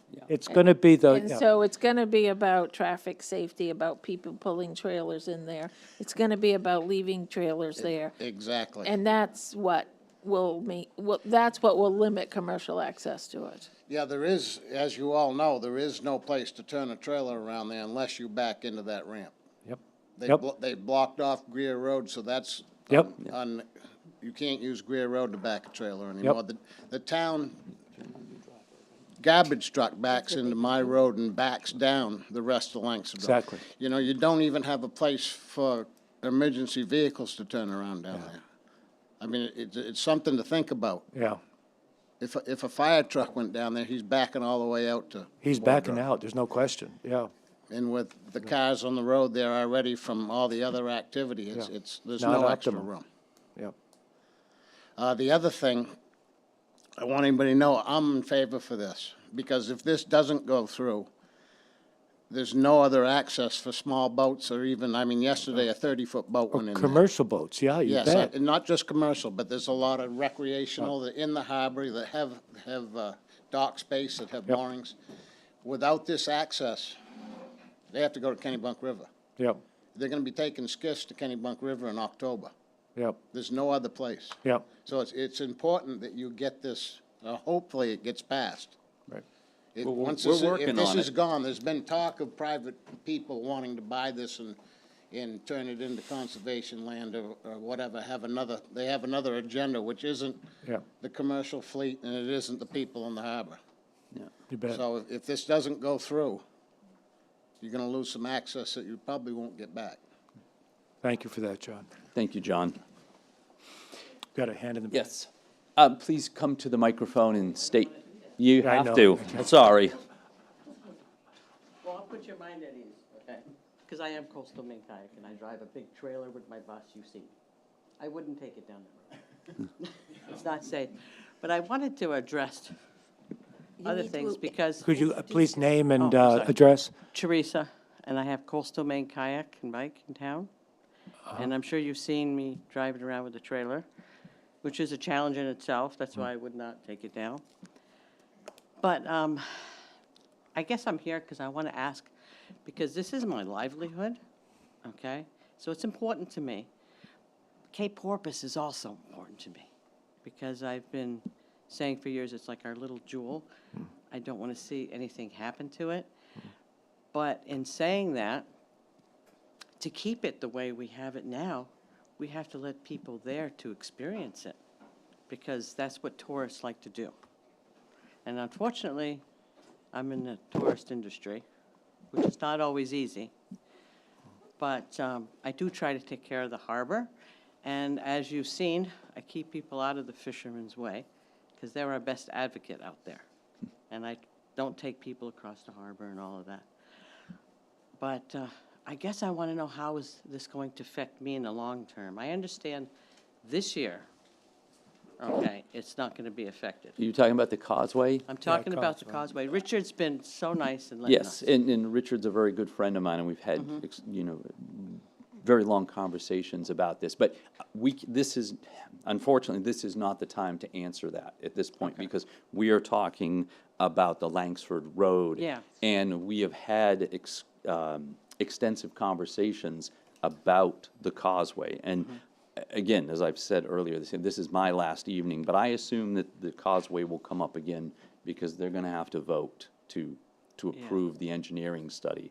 So my suggestion to you, and I don't mean to put you off, but is to make sure you're at that meeting, and at that point, there will be an answer, because we don't have an answer for you, because we know what we've talked to with the engineers, but the board knows, but the board is going to have to wait to see what the actual plans look like. So for myself or any of the other four members to give you an answer tonight would be an incomplete answer.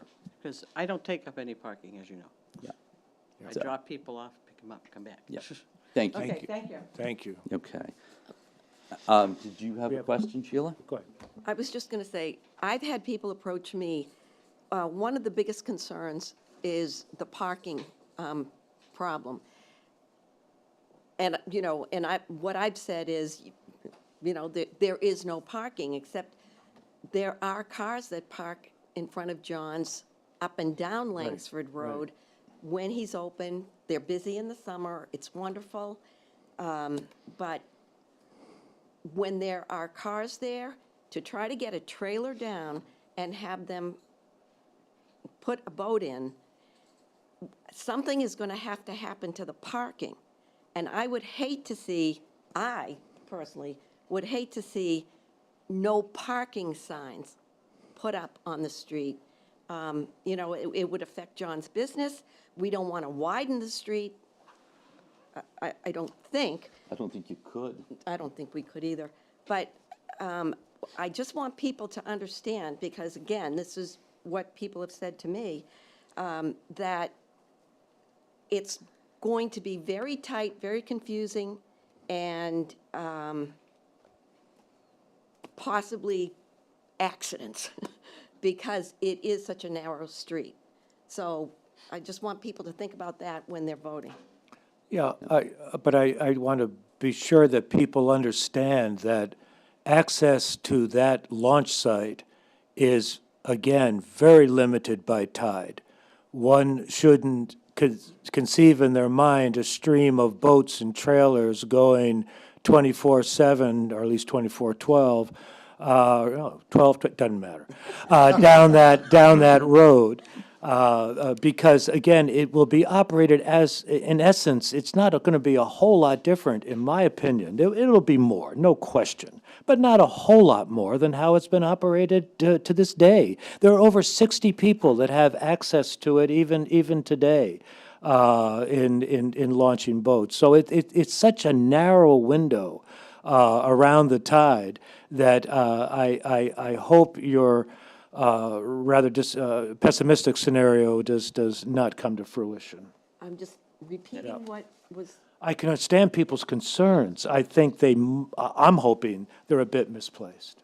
well, and I just want to say as a resident that I don't want to see us limiting the parking that we have, because we have church parking and we have parking for John's business. I know what's going to happen. The boaters are going to complain, there's not enough room. What do you bet? You have too many cars here.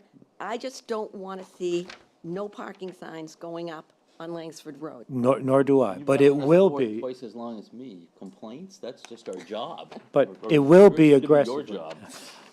Parking violations will be aggressively pursued, so I think it's going to be clear. My point is, I don't want them taking away parking. I understand. From the business and from. The only reason they would do that is if people with boats were parking and leaving the boat there. That's what would create the problems. That's what we're going to be But we're sure. putting the cart it's before not. the horse here. But that's for Sheila's- the trailer. Yeah. That's for a car as well. Oh, I know, but what we're saying is you can't park a car with a trailer on the street. Correct. But other cars are parking on the street. Right.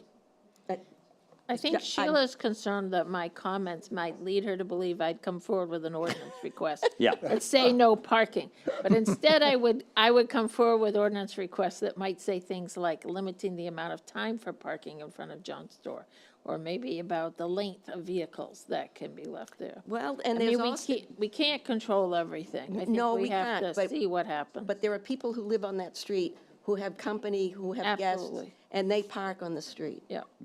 And I just don't want to see that going away. I don't blame you. Okay. Yes, Mary Beth, please. Are you sure you really want to sign up to possibly do this? Yeah, I just love challenges. So I have listened to some questions from people, and then we discussed this at length on the budget board with you guys. And so I think it just would be good, again, and maybe this is to John, to just address again the aspect of what we really think for the day trippers, that, because I think at the budget board, we really talked about, when we were having those meetings and this came up, that there was really not going to be the day put in. And because Robin had asked the question about the language, and I sat here listening to it, and I still think with all the questions I've heard, what maybe even Sheila's heard, and others, that it's still really clear about is the perception that there's going to be people showing up there for for a day trip, or is it just because of the tides, it's really not going to happen? Yeah, Thank you. there's certainly not going to be somebody there shooing you away if you say you're a day tripper. I mean, if someone is a resident of Kennebunkport and they have registered with the system we're going to set up, they get online and they see that there is a 3-hour window where the tide has enough water for them to be able to launch the boat they have of their size. They will be able to sign up on the system if the slot's available, get a slot, and launch their boat. I don't care if they're a day tripper, a year tripper, or drowning. So there's this whole concept. Well, I think what we're just saying is we're not expecting somebody from Massachusetts to be pulling up a speedboat, dump it in, zip around the harbor all day, come back, and be able to leave. It's not that kind of a boat launch. They'll only make that mistake once if they think Yeah, they're going to that's put right, in and that's come right. out. But I think your clarification right now was very helpful. Okay. The words you used, I think that was great. Okay. Okay. Thanks. Robin has her hand up again. Robin. I got another question. Oh, hold on, Yeah. John. Robin. Robin Then Meacham. you can come up. It's quick. Okay, I thank you. think, this is where I think the confusion is, John. You, Will day users be allowed access? I'm reading this from your facts here. And it says, due to tidal constraints, the total lack of launch-related parking, the Langsford Boat Launch is focused on providing seasonal and emergency use. Use of the launch is not suitable for day use due to the fact that access time is constrained to only a few hours on each side of high tide. Now, I don't think that's really saying it's okay. It's not suitable to me means not suitable, which is not really true. So I'm worried in the future when people get wound up because of day use, they'll be able to go to this fact sheet and see that and say, well, they're not supposed to, it's not suitable.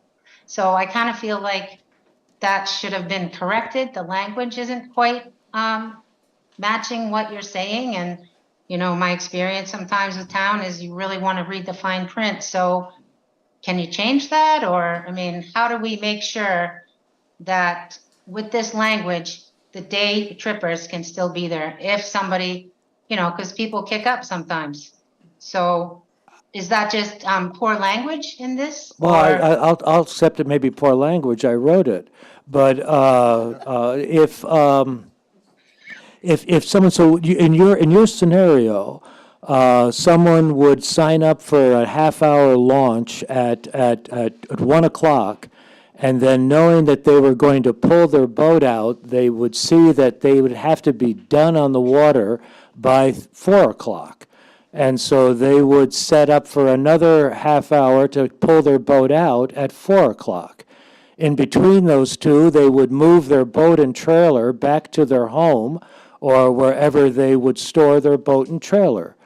Well, if someone wanted to do that, I think they would have absolutely every right and ability to do that. To me, that ain't very suitable for a day trip, but it's, I stand by my language.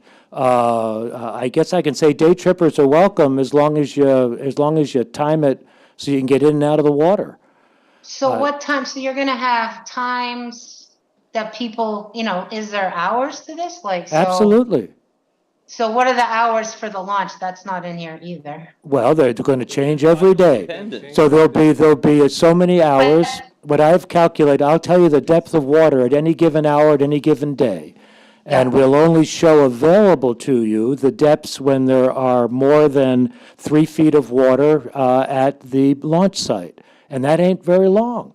There'll be a window at which you can use it, and you would sign up in that window. That's how it's going to work. Does that make sense?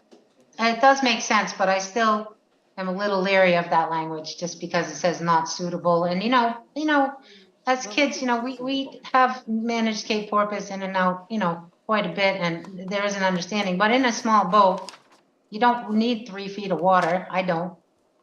So. That's good. Then, you know, So great you're was an gonna have it example. I'll closed give you, when I'll it's give you a 3 foot and feet a or half. less? Say it again?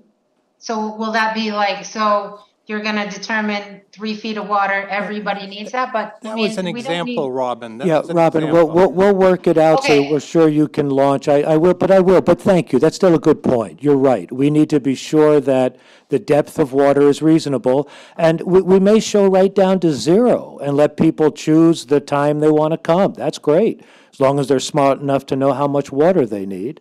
That's Right. appropriate. No problem. Okay, well, Thank thank you. you. I just want to clear that up. Thank you. Perfect. Thank you, John? Robin. Thank you. And John, I think you'll be the last one unless somebody else wants to speak, because since this is my last night, I'd like it to end tonight and not tomorrow morning. I don't blame you. You keep talking about residents, or Yes. registered people. Yes. I'm not a resident of Kennebunkport, so you're a am I taxpayer. Well, excluded? do you pay taxes? I'm a fish house, yeah. Then I'll let you do it. Oh, yeah. Yeah, we'll make sure that people have But what appropriate about access. people that are, summer people for day use and kayaks? And now they don't need to register with you. They can come down there and just walk over the chain and As we mentioned, for kayaks, absolutely. do their thing. Oh, So sure. So it's not just for residents. The access to the boat launch via trailer and getting a combo to open the chain is accessed only to taxpayers. Yeah, okay. What about all the fishermen that can't afford to live in this town anymore, that live in Arundel and live in Lyman? Anyone who has a mooring or a dock will be registered with the harbor master, who has access, and they will be provided access. Just wanted to clear And that. thank you for that. But all those kinds of questions we need to work on. We want to make this work, John, for but sure. be sensitive to, obviously, to the people on Langsford Road, and personally Right. to you, as far as the parking. The other thing, I mean, even when they launch bigger boats there, we move our vehicles so they can swing to get them in there. I mean, we accommodate that. They Yep. come in, can you move? We can't, because they can't make the corner. Right. You know, a 30-foot trailer and a pickup truck, It blows me away they can do that, actually. there's not enough room. So we do move, we do accommodate them. Thank you. Yes, and I would say to anyone listening that this, I'm sure, will be more of a living document as time goes on. There may be corrections that need to be made to it, adjustments. Am I The correct? process, The process, yeah, absolutely. absolutely. This document You know- is set, we're going to buy the. Okay, you But know, the- the but the important process- thing here is that we get the approval of the voters to purchase this, because this is really a one-time opportunity, as I said. And once it's gone, and people will look back. And in my 10 years on the board, we've had 3 or 4 different surveys about what people like about town, what they'd like to see improved about town, and what amenities they would like to see. And at the top of each one of those surveys about the amenities, a public boat launch was, I believe, was at the top on at least 3 of the surveys. So this wasn't something that the Board of Selectmen, I'd love to say, I just dreamed this up, or we did, but we can't take credit for this. This is something that has been asked from residents of the town for the last 10 years, at least, probably longer than that. So, I hope that people will join us in voting for this, or at least join myself. I don't want to speak for the other members. Heck, I already voted, so I've already voted for it. It's got at least 1 vote. So, Karen Schlegel has her hand up. Karen, how are you this evening? You can speak, you have to unmute yourself, Karen. Karen, All right, I'm on. you're on. All right, I just want to say, thank you for the Board of Selectmen for your challenge on this. I'm a little concerned because it is limited to any parking facility. Langsford Road does not accommodate any parking for any facility of people going out on their boats or their kayaks. So we're gonna watch it. We're gonna see what happens. Maybe there could be another entity or another something. Kennebunkport is still in a challenge of, we have a beautiful waterfront upon us, and we do not have access to our patrons. How do we create that? Where do we create that? How do we provide parking? Parking is the big challenge on anything in Cape Porpoise. No question. Yeah, and we're in violent agreement, and it is a real issue. This isn't perfect, but as my neighbor used to say at Goose Rocks, it beats nothing at all to hell. Okay, do I have any other comments? Ed Francis has his hand up. Ed, how are you this evening? I'm very well, thanks. And I think most of what I wanted to say has been addressed, and I'm in favor of what Ed just spoke. I think this is an opportunity that needs to be seized, but I don't think that this meets the need that you speak of as being clamored for 10 years. I would agree. And I wanted to hear if you could say something about what more might be going on. Is this the end of the search? No. Or is it a good opportunity that's come out of the search? I would say it's definitely the latter, and thank you for that. I agree. When people think of a boat launch, they think of where they can park and put in and pull out at any tide, and the one on the Saco River comes to mind. But unfortunately, we are tidally bound here, as you know. We searched diligently for an area that would be affordable and accessible So much of it is tied up in wetlands and frontage, and appropriately so. So this, again, it is not a perfect solution, but it is one of the last opportunities to preserve some degree of access, albeit tidal and limited by parking. And it provides access to our commercial fleet, which is incredibly important to maintain commercial viability of Cape Porpoise Harbor. So, yeah, no, but the search is going on. We're looking for a kayak spot specifically, but gosh, if something came up that made more sense, it could give parking, we'd certainly jump on it. There were a couple $2 million properties that I would love to bring to the board and say, let's buy them, tear down the house, and create a boat launch. Be a wonderful thing. But I haven't gotten the courage to ask for $2 million yet. So that's where we are. Thank you. Okay. Anybody else out in the ether? Nobody else. All right, moving on. Number 8, consider abatement for sewer service charge for 5 Wharf Lane MBL-010-001-013A. Good night, everyone. Good night, folks. Thank you for coming, everyone. Yes, thank you. Thank you. We'll let everybody clear out, and then... Yep, thank you, John. Thanks, John. Good night, thank you. Buzz, Louise, thank you.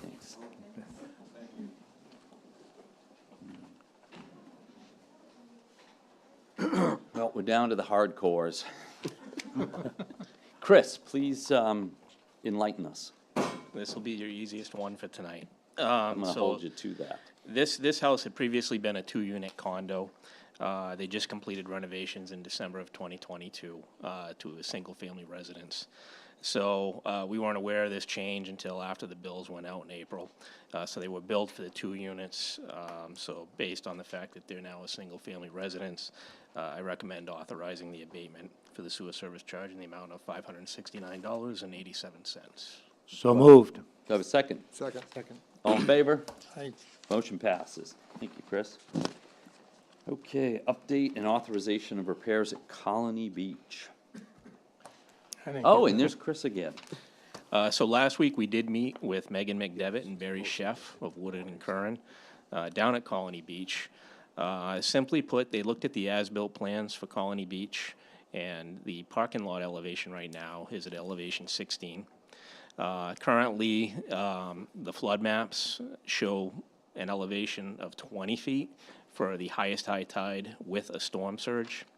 So without effectively raising the seawall itself, you know, on the back and the side, and raising that parking lot 4 feet, there's really not much else that can be done. The other issues that complicate that are like Point Arundel condos. They are currently at elevation 16 too. So, you know, we would be creating. And you know, Ocean Avenue. And Ocean Avenue. Yeah. So it would require a ramp. So we did talk to Barry and Megan about whether it made sense to do an engineering proposal, whether there were other types of equipment or materials we should use to safeguard it. We talked about the same things that we've discussed in terms of how often have we seen this damage, you know, when has it occurred, the costs involved, the fact that the jetty and the seawall are owned by Army Corps, and the Army Corps is not willing to take any movement at this point. Also, the fact that there's no town infrastructure, there's no utilities or pump stations or real roadways. And they just did not see a return on investment in spending more than we were discussing. And it's the opportunity cost. I mean, that money can be spent where there are town infrastructure that need to be Right. protected. So, yeah. Yes. So repair it, just don't raise it, right? They're Yes. saying repair it, don't raise the elevation, because the elevation would be higher than the seawall Right. itself. Right. And so if that board is in agreement with that, then we are looking for approval to use the contingency funds to do those repairs. Do I have a motion? So moved. Second. All in favor? Motion passes. Okay, thank you. Okay, item number 10, authorize the annual Animal Welfare Society shelter agreement. This is pretty boilerplate. So moved. Second. All in favor? Motion passed. Love the animals. We should let the public know how much it is for. Oh. Five, yep. Ed? What? I don't The, have it right. The total amount is $5,295.42. Thank you, John. Okay. Consider renewal of agreement for public safety answering point services, basically 911. Here's Chief. Oh, the chief. There he is. Good evening, everybody. Hi. So this is the contract that we have had with York PSAP. Just to remind everybody, the PSAP is the public safety answering point. They answer the 911 calls, and then they transfer them here to our dispatch center here in Kennebunkport.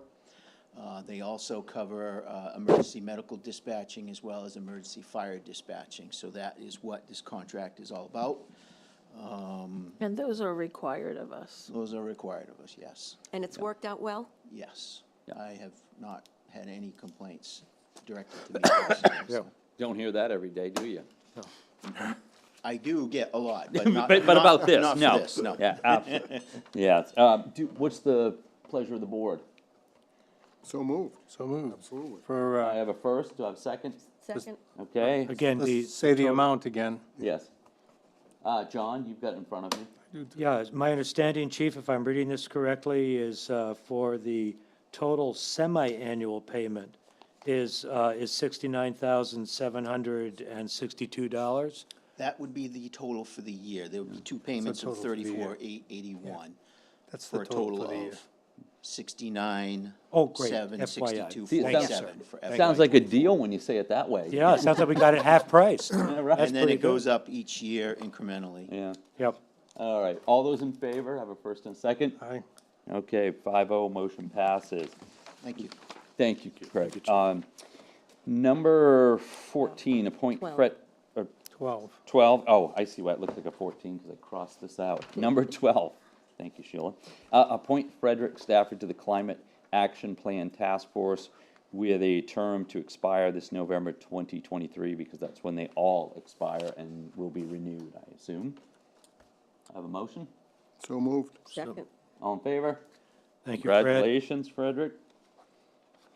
Okay, discussion of summer schedule. That's for you guys to decide. This is our normal plan of doing A summer schedule. a summer schedule, the second One week in July and 1 week in August. Yeah, one so our week? two normal meetings would be July 13th and 27th, and August 10th and 24th. And the question is before the board whether or not you wish to do only the first meeting in July and the first meeting in August and have a warrant signing meeting on the second meeting, or whether you would like to have full meetings on both dates. Well, we've done this every summer so far. And number it's of years. worked, yeah, I it's think you worked should out have well. full meetings. I think you should have Have extra we had, meetings. have we ever had any issue? I don't know of any issues that have arisen. There was one concern about not having, the video coverage, but that, again, it's just a warrant signing meeting. It really isn't intended, to be a public forum meeting. The public forum meetings would be the first 2 weeks, and that's when people would come. So the fact that there isn't video coverage is the intent of the meeting, to just be warrant. It's a vacation time. But however, to be clear for people, they are open to the public. They're definitely open to the public, but we've one had- must we've had know. We've had public show up to the. We have, and I do remember there was there was a concern that the public showed up and there wasn't a public viewing, but people need to know ahead of time, that's what's to expect. Yeah. Yeah. Good. I love it. So I would make a motion that we only meet for the first week and the 13th of July and the 10th of August, Full meeting. full meeting. And a And then warrant. warrant signing on the other two Right. Thursdays. Okay, I have a motion. Do I have a second? All those in favor? I will abstain. I'm not going to be here. Motion passes. But the other thing is too, if there was a situation where you needed us to come in, You're on call 24/7. we're on. Right, you know that. That's my point. Yep. All right. Now, item 14, accept a $50 anonymous donation dedicated to the General Nurses Fund. So moved. Second. Okay, all those in favor? We'll accept with much gratitude. Other business, Mike? I do. I have some other business. In case you people haven't heard tonight, this is Ed's last meeting. I don't know if anybody's got that message, but that's his last meeting. He's been here 10 years, and he will be, well, I don't know if he's retiring or not, but the town of Kennebunkport, the select board, the town manager, would like to thank Ed for his, I'm trying to remember the name there. Yeah. Ed. Yes, I Ed- hear you. Ed, for his dedication over the last 10 years to the benefit of the town of Kennebunkport. I think we all appreciate the time and effort that has been put in over the last 10 years for Ed. But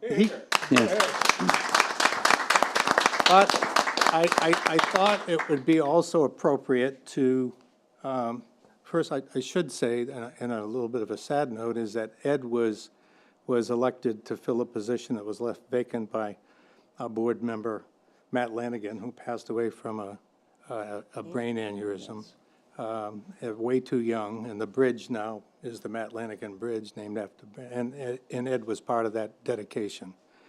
But a lot has happened during the last 10 years, and I thought it'd be appropriate to detail just some of the items that we've done and talked about, and some of them are controversial, some are not controversial, but we purchased the village parcel, and we had held many visioning sessions for that to get the input of people from the town to enable us to make a decision on how we wanted to use it.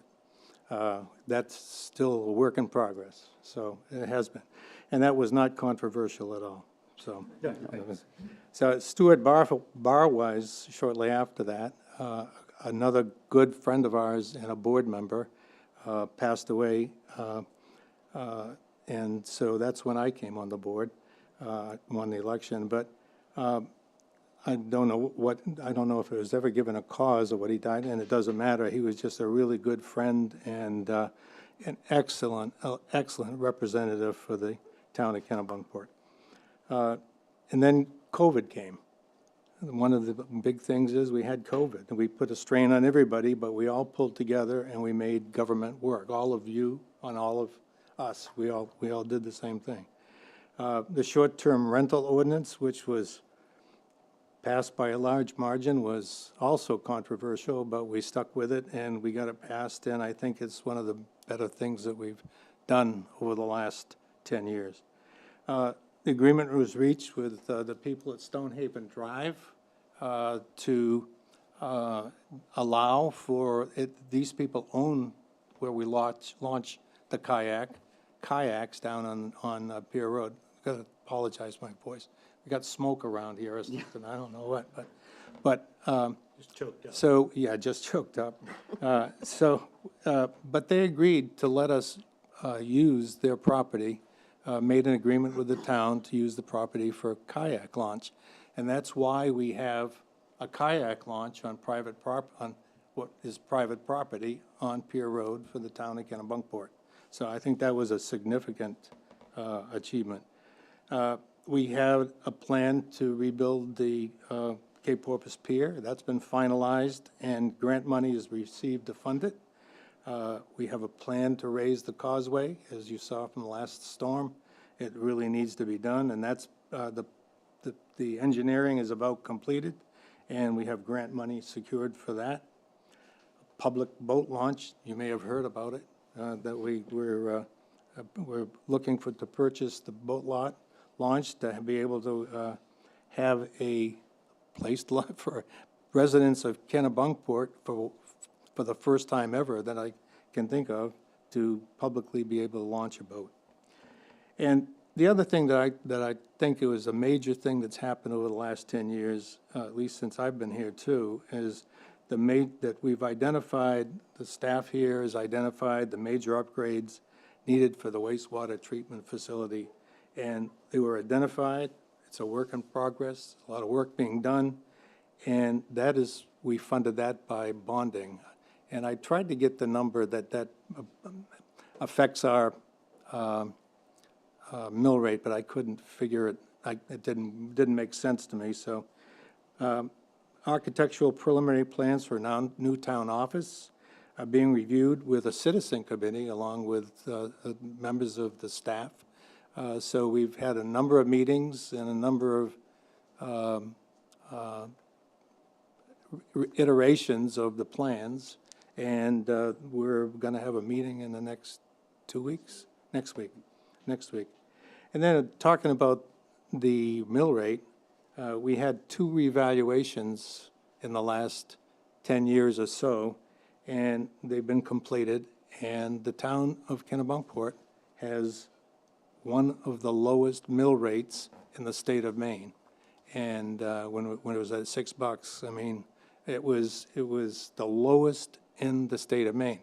So it tells you that the conscientious work by the town staff and the board of directors, the budget committee, and everybody else who had a hand in that has done a terrific job, because even though valuations have gone up, the tax rate is down, so for the most part, you know, it's a third. And anyway, a lot of things accomplished over the last 10 years. Ed should be proud, and we all should be proud, and you all should be proud of what's been going on. So we're all wishing you happiness and all of the extra hours you're going to have to do nothing. And we know that's me. Yeah, and we wish you continued success in your lobster business. Thank you. Yeah. Thank you very much. So we have a couple of things. Oh, really? Well, yeah, they're okay. Nice, take a look at these candidates. Look at this. Oh, that's great. Oh, look at that.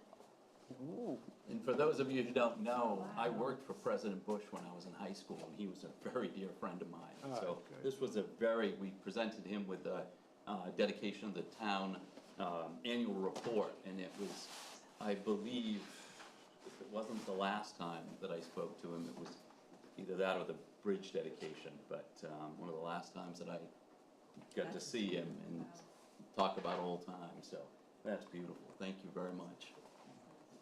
Well, here's something I'm not sure you want or not. It reminds you of work. Oh. That's a beautiful picture of his. Oh, my boat. I love Apparently that. some ugly bastard. Nice going. Good job. Nice going. Well, good. I've got a few spots in my office I can There you actually use. go. Give him this. Thank you. Those are beautiful. Here's a protected Nice sleeve. job. Whoa! Without icing on the finger. Good, Hey, good. Lick your You have to fingers. take that one. Those are beautiful. Yeah, I'd love You that. betcha. I'm We'll have excited, one. 'cause I'm hungry. All right. I will have chocolate. Yes. Oh, thank you, Mike. Thank you very much for those kind words. Vanilla, Mike. Vanilla. All right. How about we finish this up and then we eat these? Nah. Yeah, let's finish it up. Yeah, let's finish it up. We're almost there. John, do you have I anything? do not, thank you. Okay. Alan? None, thank you. I'm good. Lori, do you have anything? I'm all set. Okay, well, as Motion to chairman, adjourn. as chairman, it's my prerogative to speak last. But I would like to thank the board, you know, certainly no man is an island, and these 4 members here, including our dear departed friend Stuart, and Pat, who's gone on to retirement before me, certainly, you know, influenced many of the decisions that I made and the decisions that this board made.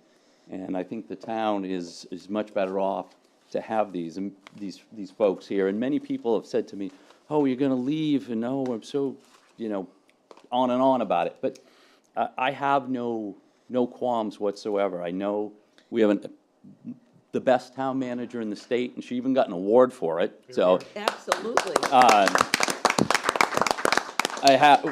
you have an excellent board, and I'm sure that no matter who fills my seat will do a wonderful job. But I would like to thank the staff. I think that of all the people, when I came to this position, you know, certainly life is a journey. And I think about what I thought about being a selectman and what I now know about being a selectman when I first came to the board, of what I thought was important.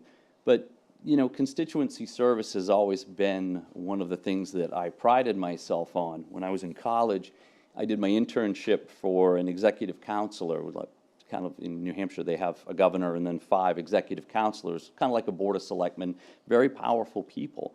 And I worked for this guy, and he told me, he said, you have to give our constituents an answer. It doesn't have to be the answer that they want to hear, but it has to be the truth, and they have to have an answer. And when I ran for this position, he reached out to me. I hadn't talked to him in 25 years, and we talked about that. And I've always thought of that. But my point being is that oftentimes, in fact, almost all the time, I had to rely on staff for the answers because, you know, selectmen make policies, you know, so, you know, certainly we're highly fallible individuals, but when tonight you've heard, you know, people asked about, well, what's this and what's that? Well, staff is the one that knows the details because, you know, this is a 10-hour-a-week job for me. Some weeks more, some weeks less, but for them, that is their job. And without staff, this town would not run, you know. We are interchangeable and we can be replaced, but staff is here every day, and that's really the heart and soul of the town. And, you know, I would like to thank you.